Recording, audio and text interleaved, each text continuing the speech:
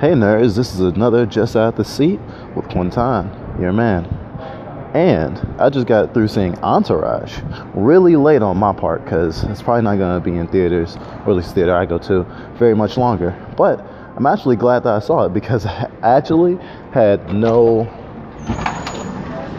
real desire to see it. But after having seen it, it's raining. It is raining. All right, that's new.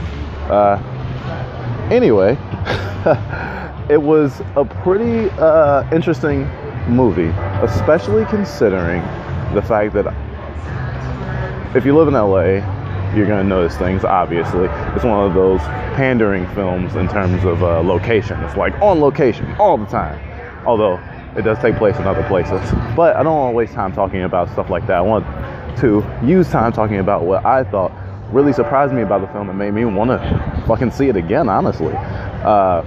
First off, there's this little thing that I kept noticing about the main characters wearing sunglasses. And if you don't know what the film's about, it's generally about this guy who brings all his friends, like his brother and people he grew up with, into the filmmaking business with him. One's his manager, his brother's his driver, so on and so forth, right?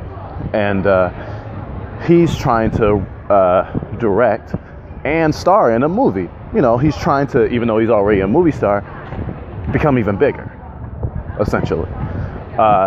And the whole thing about not just hiring people and taking people from your life and, you know, trying to make them famous with you is a big thing for this movie.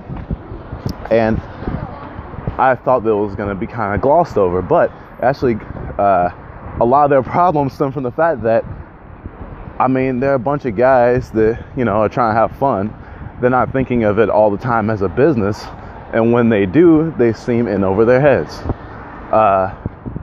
It's like if, you know, you and your buddies randomly just started making movies and, you know, or you started making movies and you got famous and you brought them along with you.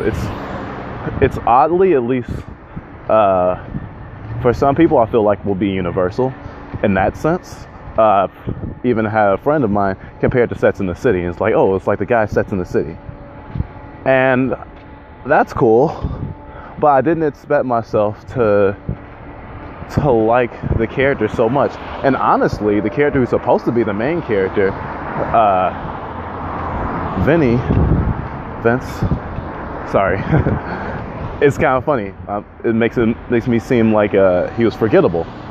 But honestly, the biggest character was a guy named Ari. I forget who he's played by. I'll put in the description, as if anyone who's interested in this movie doesn't already know, considering it's based on a popular TV show.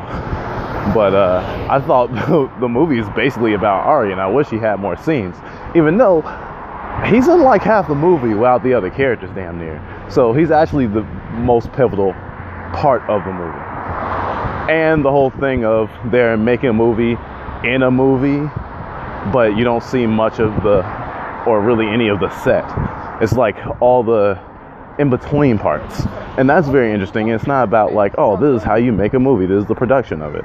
No, it's like all the parts about publicity and being famous and, you know, deals and stuff like that, especially considering the climate of movie making, Hollywood, that sort of thing.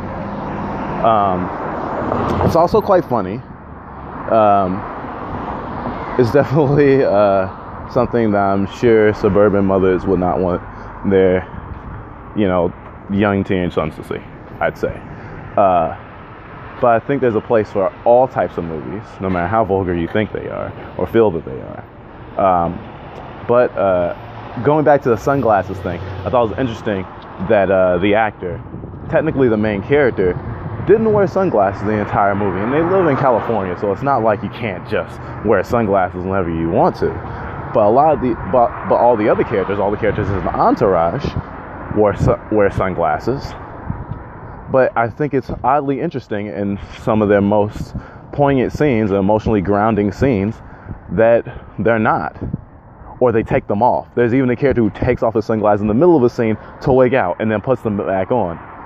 almost like sunglasses are literally an object of power and composure. I think it's just a small little thing that I noticed that I kind of liked. I like small little things, small details, things to kind of direct your focus and your thinking, and especially considering that I've never seen an episode of Entourage, that the kind of that visual clue is very important. And I would say in general, when you do watch movies, no matter what movie you're watching, try and pay more attention to the clothes, the colors, what they're wearing, things like that.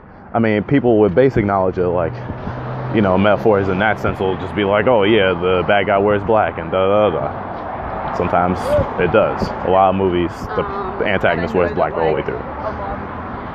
But you don't need me to tell you about what colors mean. You know that already. Also, I want to mention Haley Joel Osment, one of the only actors that I knew by name going in. And I think he had a pretty nice performance.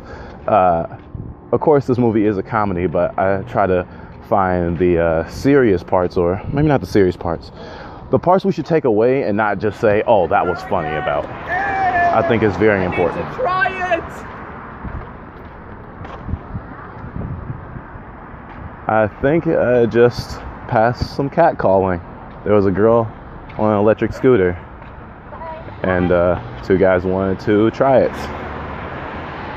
Anyway, I actually might do a more in-depth analysis of this film later, because I thought it was very interesting, especially since it sidewinded me in terms of me actually liking it. I love questions, comments, and concerns, so definitely leave something in the doobly-doo. I think I'm using that right? No, in the comments. Doobly-doo is my description.